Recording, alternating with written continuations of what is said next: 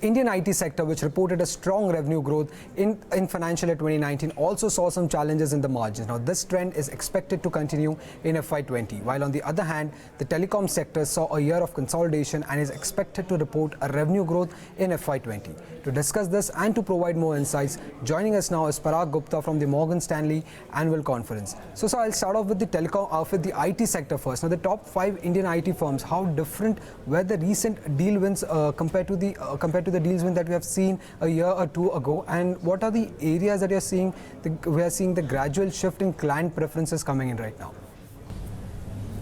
Well, if you were to look at deal win trajectory, I think that's looking pretty good at this point in time relative to what we've seen in the past.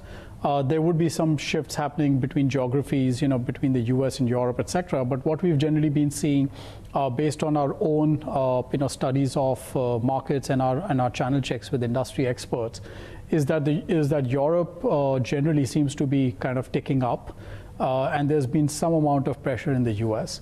I would say that that's probably going to be more specific to a few segments. So generally in the US, there's been some amount of softness in the banking space, more so in capital markets and to some extent in regional banks as well. But other than that, hopefully it should be fine. Europe has probably been picking up a little bit on that front. Most of the deals seem to be on the transformation side, so there's a fair bit of digital part that's included in it. But having said that, I think deal sizes have now started getting a little larger, especially on the digital front. There are a lot more integrated deals that are coming out, but there's probably a lot of bidding aggression as well, from the various players.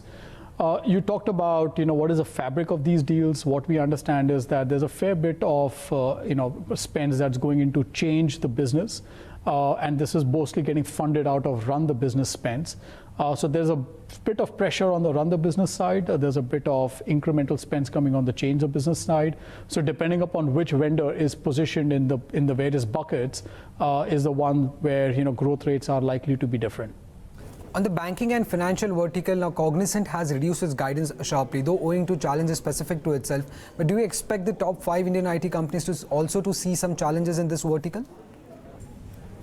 So we have seen some amount of caution coming in on the BFSI segment from the Indian vendors as well. Some have talked about volatility in capital markets, more so in the US, which I think to an extent emanates from what's happening at a global level, be it trade tensions, be it Brexit. To some extent, there's pressure on the banks as well. Interest rates not getting hiked, that's another challenge for profitability of banks, and all of that gets reflected in lesser spendings relative to last year. There is some amount of pressure we've heard on the regional bank side as well. So I think on the whole, that's one area where on a relative basis, the spending may actually be softer than what we probably saw in the last few quarters. And that definitely does weigh upon the growth trajectory of the Indian vendors, given that BFSI happens to be a large segment. And to the extent the growth slows down out there, it will probably get reflected in overall growth rates as well. Now the growth rates for the players beyond the top 5, that has not been that impressive in FY19, but what qualities now become important when choosing to invest in these players? I would generally say that the mid-cap IT vendors have to some extent been growing faster than the large-cap vendors. But you're right to the extent that in the next 12 months, our general view is that the mid-cap vendors could potentially grow revenue at roughly about 10.5%. Year on year, while the large cap vendors are likely to see a revenue growth of maybe 9 to 9.5%. So to that extent, the mid cap vendors are growing faster, but the difference or the delta is not that significant. Having said that, most of the mid cap stocks have re-rated, so some of them are actually trading at multiples that are reasonably rich relative to their own historical average or relative to the large cap vendors. So to that extent, one would probably believe that the large cap vendors would probably find more favor in the market today than the mid-cap vendors. Having said that, we're a little bit more selective. So there are a few mid-cap stocks that trade at lower valuations, which are reasonable at the same time, do have a reasonably good growth profile. If you look at the stock performance over the last 3 months, large cap stocks have outperformed mid cap stocks, but on the whole, both large caps and mid caps have underperformed the Sensex.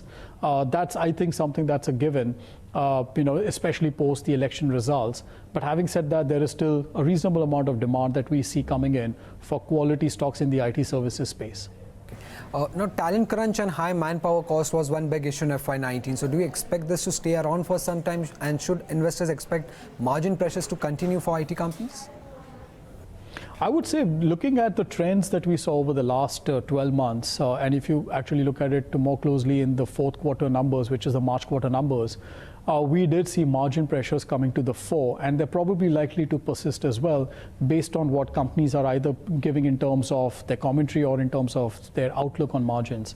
Now, if you just look at the overall setup, you're going to be looking at a potential headwind in fiscal 20 on the back of an appreciating rupee against the dollar. This is relative to almost an 8% depreciation in the rupee against the dollar in the last 12 months. Despite that, we did not see a meaningful improvement in margins for most of the large cap Indian IT vendors. And I think the key reason for that was, some part of that was getting reinvested into the business, either in the form of investments in sales and marketing, reskilling, or in terms of creating new capabilities. Also, wage inflation is likely to tick up. This is emanating from two things. One is that there is a tightness in labor markets, predominantly in the on-site locations. Secondly, attrition rates are running high, especially in India. And to kind of take care of that, wage inflation could actually turn out to be higher. And the third is that subcontractor expenses, which is essentially hiring consultants to do short-term projects, is also going up. So we're seeing an increase in subcontractor expenses. As a result of all of this, if revenue growth is unlikely to surprise on the upside relative to where expectations are, there is a possibility that margins are likely to disappoint. This is something that we saw in the March quarter. This is something that companies have talked about for the next 12 months. And hence, margin pressures, in our view, is a real challenge that I think investors should take cognizance of over the next 12 months. Okay. Now, moving on to the telecom sector. Now, at least for the last 6 months, there have been no price cuts done by the telecom companies. So do you think that the tariff wars have now come to an end? And are the current prices remunerative enough for the telecom companies, or is a price hike must for them to survive in the telecom industry right now? Your comment that we haven't seen any significant price correction in the last 12 months is correct. And I think to that extent, we've seen a little bit more of discipline coming through on that front. Having said that, are we looking at a potential price increase anytime soon? Looks unlikely, for the simple reason that we still think that there are players who are looking at improving market share, and to maintain that same subscriber onboarding trajectory, a price increase could potentially derail that. And as a result of it, prices at current levels potentially could be maintained.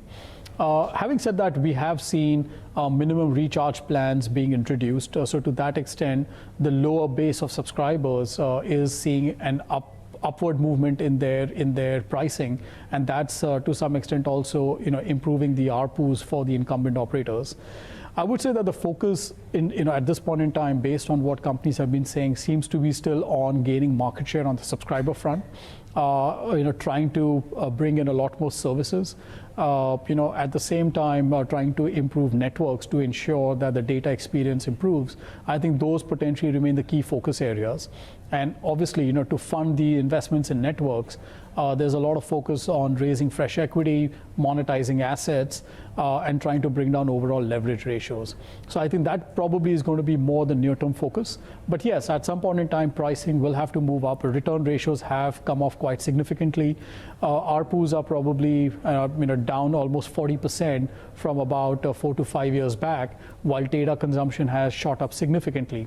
So while I would not say that the ARPUs at current levels are reasonably remunerative enough, we also believe that there are going to be enough revenue streams that companies could potentially take cognizance of to sweat out those assets. This could include content monetization, advertising, home broadband, and so on.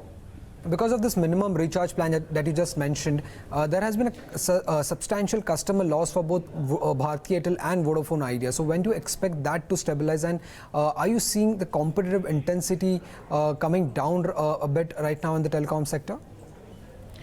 I would say that, based on what we've heard, it seems like a large part of the low base subscribers, that had to be kind of cleansed out of the system has probably already happened.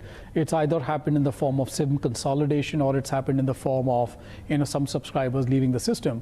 So it seems to a large extent it's probably done. Incrementally, what we might see is real market share movements between networks, and that will only be a function of network experience. So I think that phenomena to some extent is probably done. Obviously, this could be a dynamic process if these minimum recharge plans, if the pricing structures were to keep changing, then to that extent, one could keep seeing some movement there. But for now, it seems a lot of it is probably already, it's already happened. The aggression, I guess, to the extent each company has chalked out its own ambition from a market share perspective, to that extent you might still see some aggression out there. But I guess incrementally, given that we've not seen any significant tariff action on the mobility side, seems like a lot of that aggression is behind us to some extent. Having said that, there are incremental businesses that companies are targeting. There is a reasonable amount of foray that could happen on the home broadband side, as well as on the enterprise side. So I think those are two segments where one should kind of keep an eye out for in terms of both pricing aggression as well as what each company does to increase their revenue contribution from those segments.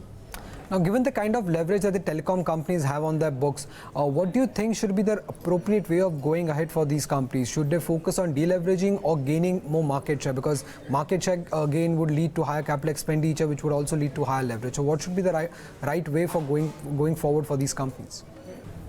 Well, I would say that it is a tough question to answer, for the simple reason that I guess both are important. Network investments are important to provide a great customer experience, and obviously if you don't have the balance sheet to support it, then to that extent you are put against a wall. But having said that, we have seen companies making significant efforts in deleveraging. There have been a reasonable amount of equity raises that have happened over the last few months. To some extent, companies have also talked about measures that they're taking to either monetize infrastructure assets, be it towers, be it fiber. And to some extent, we're also seeing companies either looking at selling out non-core businesses or potentially bringing in investors just to kind of raise additional equity. So I think that's one important focus area, and clearly something that is to some extent within the control of a company. But on the other hand, all of this is being done essentially to invest in networks, to invest in additional services that need to be provided to consumers to ensure stickiness. And I think both of these are happening parallelly. To the extent the companies have the balance sheet to support it, you're seeing aggressive investments happening on the network side. To the extent companies are strained for cash, there's a lot more measured investments that's happening, and it's probably happening in a more prudent way. So investing in a few areas, not investing in a few areas. But I guess at the end of the day, all companies have to invest because data explosion is here to stay. Today 4G penetration is almost at about 50%. With the smartphone ecosystem actually evolving very quickly, we believe that there is going to be a lot more data explosion that continues to happen in India, and networks will have to be ready to take on that. Okay. Now in the media sector, if you see in the fourth quarter, the TRI tariff order had an impact on almost all the media companies. But going forward, how do you see this impacting these companies in the near term and also in the long term? Well, what we generally believe is that the new tariff order to some extent is going to be a temporary impact. So one should not expect that to carry on for a long period of time. We did see some impact in the March quarter. There's an expectation that this could continue to flow through into the June quarter as well, given that the new tariff order only got implemented through the March quarter. So the full impact will probably be felt in the June quarter. So that's something that I guess most companies have already talked about, and investors have already built that into their numbers. As far as overall advertising growth itself is concerned, I think the important point is just beyond the new tariff order, I think is a whole shift that is happening from traditional advertising to digital advertising. What we've seen over the last few years is print losing market share, and that has eventually basically gone to digital.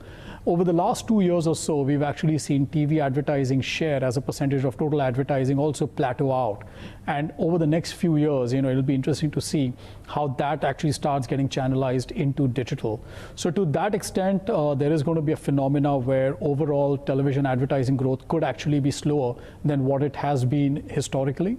What we do understand is that a low double-digit growth is what the TV advertising revenues are likely to grow at. But I think over a medium-term perspective, this could probably slow down, largely because of the shift to digital. Okay. And along with the factors that you just mentioned that will be impacting the ad revenue growth, do you also see the slowdown in the FMCG and the real estate sector that will also have a major impact in the ad revenue growth in FY20 for media companies?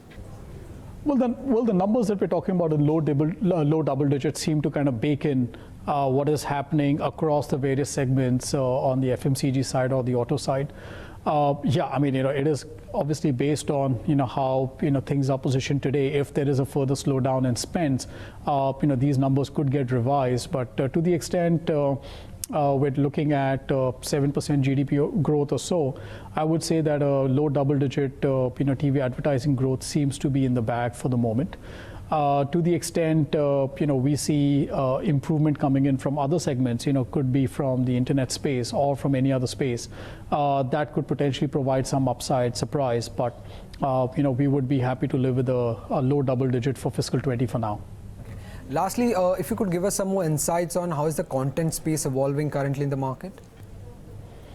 Well, clearly the content space is seeing significant changes, and I think that is emanating from two things. One is there is a change in consumer preference. Of course, there's an onslaught of OTT and streaming apps in India.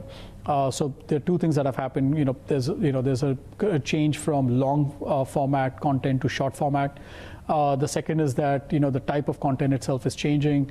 It's becoming a little bit more niche than what it has been in the past. It may probably be more in the top 20 cities or so right now, but potentially can culminate into other parts of India as well.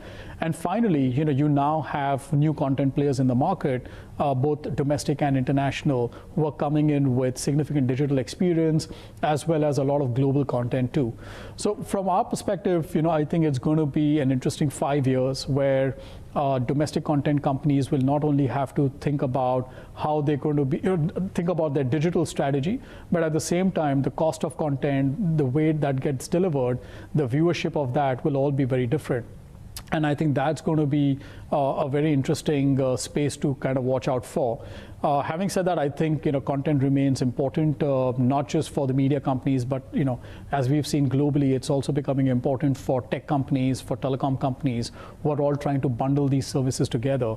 So with convergence coming in, we believe that the content space can see meaningful changes over the next several years, and companies that are able to straddle that from traditional to new age probably stand in a good position to gain from that. Well, that would be all, sir. Thank you for speaking to Bloomberg Quint.